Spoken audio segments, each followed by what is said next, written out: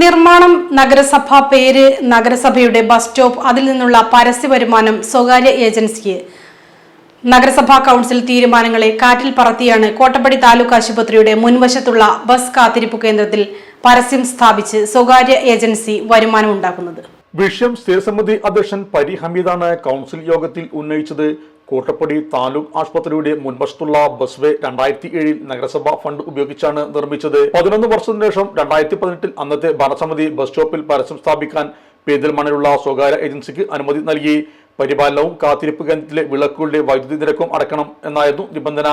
അന്ന് കരാർ നൽകിയത്.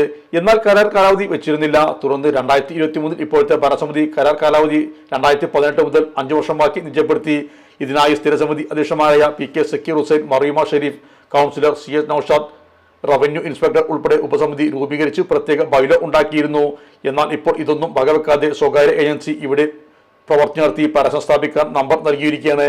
മാസം 35,000 രൂപ തോതിൽ ഒരു വർഷത്തേക്ക് 4.2 ലക്ഷം രൂപയാണ് ഏജൻസി ഈടാക്കുന്നത്. ഈ വിഷയമാണ് സ്ഥിരസമിതി അധ്യക്ഷൻ പരി ഹമീദ് ഉന്നയിച്ചത്. നഗരസഭ അറിയാതെ ആരാണ് പരസ്യം സ്ഥാപിക്കാൻ അനുമതി നൽകിയതെന്നതിൽ വ്യക്തത വേണമെന്നും ബൈലോ അനുസരിച്ച് മാത്രമേ പദ്ധതി മുന്നോട്ട് കൊണ്ടുപോകാവൂ എന്നും സ്ഥിരസമിതി അധ്യക്ഷന്മാരായ PK സക്കീർ ഹുസൈൻ, മറിയമ ഷെരീഫ്, PK അബ്ദുൾ ഹക്കീം എന്നിവർ ആവശ്യപ്പെട്ടു. ബസ് സ്റ്റോപ്പ് ആയതിനാൽ ദേശീയപാതയിലെ ദേശീയപാത വിഭാഗത്തിന്റെ അനുമതിയോടെയായിരിക്കും പരസ്യം സ്ഥാപിച്ചതെന്നും വിഷയം പരിശോധിക്കാമെന്നും നഗരസഭാ അധ്യക്ഷൻ മുജീബ് കാടേരി പറഞ്ഞു.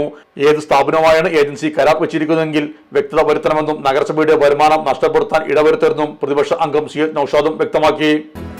നമ്മുടെ സംതൃപ്തിയേക്കാൾ വിലപ്പെട്ടതാണ് നമുക്ക് വേണ്ടപ്പെട്ടവരുടെ സന്തോഷം. പരിശുദ്ധമായവ ഹൃദയപൂർവ്വം സമ്മാനിക്കുമ്പോൾ നമ്മുടെ സന്തോഷവും ഇരട്ടിയാകും. Dubai Golden Diamonds, Pride of Generations, India, Oman, Bahrain.